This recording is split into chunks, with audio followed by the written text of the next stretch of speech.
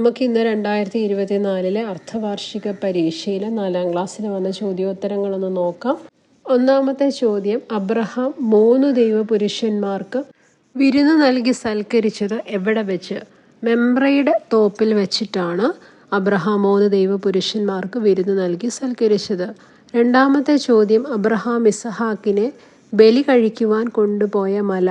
Moriah മലയിലാണ് Abraham ഇസഹാക്കിനെ ബലി കഴിക്കുവാനായിട്ട് കൊണ്ടുപോയത്. മൂന്നാമത്തെ ചോദ്യം, ഇസഹാക്ക് എന്ന വാക്കിൻ്റെ അർത്ഥം. ചിരി എന്നാണ് ഇസഹാക്ക് എന്ന വാക്കിൻ്റെ അർത്ഥം. നാലാമത്തെ ചോദ്യം, യാക്കോബിന് എത്ര മക്കളുണ്ടായിരുന്നു? 13 മക്കളാണ് യാക്കോബിനുണ്ടായിരുന്നത്. 12 ആൺമക്കളും ഒരു പെൺകുട്ടിയുമായിരുന്നു ഉണ്ടായിരുന്നത്. അഞ്ചാമത്തെ ചോദ്യം, യാക്കോബിന് ദൈവം പുതുതായി നൽകിയ പേരെന്ത്? ഇസ്രയേൽ എന്ന പേരാണ് യാക്കോബിന് ദൈവം പുതുതായിട്ട് നൽകിയത്. ആറാമത്തെ ചോദ്യം, യാക്കോബ് ഏറ്റവും കൂടുതൽ സ്നേഹിച്ച പുത്രൻ ആര്? യൗസേഫിനെയാണ് യാക്കോബ് ഏറ്റവും കൂടുതൽ സ്നേഹിച്ചത്. ഏഴാമത്തെ ചോദ്യം, യൗസേഫിൻ്റെ ഇളയ സഹോദരൻ ആര്?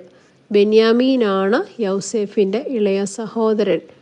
എട്ടാമത്തെ ചോദ്യം, അനുഗ്രഹങ്ങൾ നിറഞ്ഞിരിക്കുന്നവനെ എന്ന പ്രാർത്ഥന എന്തിനു വേണ്ടിയുള്ളതാണ്? വാങ്ങിപ്പോയവർക്ക് വേണ്ടിയിട്ടുള്ള പ്രാർത്ഥനയാണ് അനുഗ്രഹങ്ങൾ നിറഞ്ഞിരിക്കുന്നവനെ എന്ന പ്രാർത്ഥന. ഒൻപതാമത്തെ ചോദ്യം, അബ്രഹാമിന് എത്ര വയസ്സുള്ളപ്പോഴാണ് ദൈവം പ്രത്യക്ഷപ്പെട്ടത്? അബ്രഹാമിന് 99 വയസ്സ് ഉള്ളപ്പോഴാണ് ദൈവം പ്രത്യക്ഷനാകുന്നത്. പത്താമത്തെ ചോദ്യം, വാഗ്ദത്ത പുത്രൻ ആര്? ഇസഹാക്കാണ് വാഗ്ദത്ത പുത്രൻ. 11ാമത്തെ ചോദ്യം, സാറ മരിച്ചത് എവിടെ വെച്ച്? ഹെബ്രോനിൽ വെച്ചാണ് സാറ മരിച്ചത്. 12ാമത്തെ ചോദ്യം, ഏത് ദാസനെയാണ് അബ്രഹാം ഇസഹാക്കിന് ഭാര്യയെ അന്വേഷിക്കുവാനായിട്ട് വിട്ടത്? ഏലിയാസറിനെയാണ് അബ്രഹാം ഇസഹാക്കിന് ഭാര്യയെ അന്വേഷിക്കുവാനായിട്ട് വിട്ടത്. 13ാമത്തെ ചോദ്യം, യാക്കോബിൻ്റെ ഭാര്യമാർ ആരൊക്കെ? ലേയയും റാഹേലുമാണ് യാക്കോബിൻ്റെ ഭാര്യമാർ. 14ാമത്തെ ചോദ്യം, ഇസ്രയേൽ എന്ന വാക്കിൻ്റെ അർത്ഥമെന്ത്? ദൈവവുമായി മൽപ്പിടുത്തം നടത്തിയവൻ എന്നാണ് ഇസ്രയേൽ എന്ന വാക്കിൻ്റെ അർത്ഥം. 15ാമത്തെ ചോദ്യം, 12 പുത്രന്മാരെ വിളിക്കുന്നത് എന്ത്? 12 പുത്രന്മാരെ 12 ഗോത്രപിതാക്കന്മാരായിട്ടാണ് വിളിക്കുന്നത്. ഇനിയും 16ാമത്തെ ചോദ്യം, ഏശാവിനെ ഭയന്ന് യാക്കോബ് ഓടിപ്പോയത് എങ്ങോട്ട്? ഏശാവിനെ പേടിച്ച് യാക്കോബ് അമ്മയുടെ സഹോദരനായ ലാബാന്റെ വീട്ടിലേക്കാണ് ഓടിപ്പോയത്. 17ാമത്തെ ചോദ്യം, യൗസേഫ് കണ്ട സ്വപ്നം എന്ത്? യൗസേഫ് 2 സ്വപ്നമാണ് കണ്ടത്. അതിലേതെങ്കിലും ഒന്ന് നിങ്ങൾ പറഞ്ഞാൽ മതിയാവും.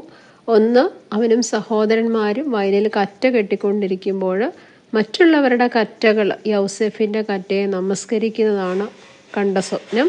രണ്ടാമത് കണ്ട സ്വപ്നം, സൂര്യനും ചന്ദ്രനും 11 നക്ഷത്രങ്ങളും യൗസേഫിനെ വന്ദിക്കുന്നതായിട്ടും കണ്ടു. ഇങ്ങനെ 2 സ്വപ്നമാണ് അദ്ദേഹം കണ്ടത്. 18ാമത്തെ ചോദ്യം, യൗസേഫ് എവിടുത്തെ പ്രധാനമന്ത്രിയാണായത്? ഈജിപ്തിലെ പ്രധാനമന്ത്രിയായിട്ടാണ് യൗസേഫ് മാറിയത്. 19ാമത്തെ ചോദ്യം, ജ്യേഷ്ഠ അവകാശം എന്നാൽ എന്ത്? യഹൂദ ന്യായപ്രമാണം അനുസരിച്ച് പിതാവിൻ്റെ സ്വത്തിൻ്റെ നേർപകുതി അവകാശവും കുടുംബത്തിൻ്റെ പേര് നിലനിർത്തുവാനുള്ള അവകാശവും പിതാവിൻ്റെ അനുഗ്രഹവും മൂത്ത പുത്രനാണ് ഉള്ളത്. ഈ അവകാശത്തെയാണ് ജ്യേഷ്ഠാവകാശം എന്ന് പറയുന്നത്. ഇനി 20ാമത്തെ ചോദ്യം, യൗസേഫിൻ്റെ കൊട്ടാരത്തിൽ നിർത്തിയിട്ട് പോയ സഹോദരൻ ആര്? ശിമയോനെയാണ് യൗസേഫിൻ്റെ കൊട്ടാരത്തിൽ നിർത്തിയിട്ടിട്ട് പോയത്. 21ാമത്തെ ചോദ്യം, പ്രാർത്ഥന ചൊല്ലുവാനാണ്. അനുഗ്രഹങ്ങൾ നിറഞ്ഞിരിക്കുന്നവനെ എന്ന പ്രാർത്ഥനയാണ് ചൊല്ലേണ്ടത്. അനുഗ്രഹങ്ങൾ നിറഞ്ഞിരിക്കുന്നവനെ, ഉയർപ്പ് ദിവസത്തിൽ നിന്റെ സൃഷ്ടിയെ നീ പുതുതാക്കണമേ. കർത്താവേ, നിന്റെ ശരണത്തിൽ മരിച്ച് നിന്റെ വരവിനായി നോക്കി പാർത്തിരിക്കുന്ന ഞങ്ങളുടെ മരിച്ചു പോയവരെ നീ ആശ്വസിപ്പിച്ച് പുണ്യപ്പെടുത്തണമേ. അബ്രഹാമിൻ്റെയും ഇസഹാക്കിൻ്റെയും യാക്കോബിൻ്റെയും മടിയിൽ നീ അവരെ വസിപ്പിക്കണമേ. വന്നവനും വരുന്നവനും മരിച്ചു പോയവരെ ഉയർപ്പിക്കുന്നവനുമായവൻ വാഴ്ത്തപ്പെട്ടവനാകുന്നു എന്ന് ശരീരങ്ങളും ആത്മാക്കളും ഒരുമിച്ച് അട്ടഹസിച്ച് നിലവിളിച്ച് പറയുമാറാകണമേ. ആമീൻ. ഈ പ്രാർത്ഥനയാണ് നിങ്ങൾ ചൊല്ലിക്കേൾപ്പിക്കേണ്ടത്. ഇനി 22ാമത്തെ ഗീതം ചൊല്ലുവാനാണ്. വെളിവ് നിറഞ്ഞോരീശോ എന്ന ഗീതത്തിന് 4 വരി. വെളിവു നിറഞ്ഞോരീശോ നിൻ വെളിവാൽ കാണുന്നു. വെളിവിയടിയാരഖിലാധാരമതാം വെളിവും നീ കാന്ത്യാഞങ്ങളെ നീ താതൻ കതിരേശോഭിപ്പിക്കെന്നും. എല്ലാവർക്കും കൂടെ പ്രാർത്ഥനയും പാട്ടുമൊക്കെ പാടാൻ പറ്റിയില്ലേ? ഇത്രയും ചോദ്യങ്ങളാണ് 4ാം ക്ലാസ്സിലെ അർദ്ധവാർഷിക പരീക്ഷയ്ക്ക് വന്നത്. ഉത്തരങ്ങൾ എല്ലാവർക്കും മനസ്സിലായി എന്ന് കരുതുന്നു. Thank you.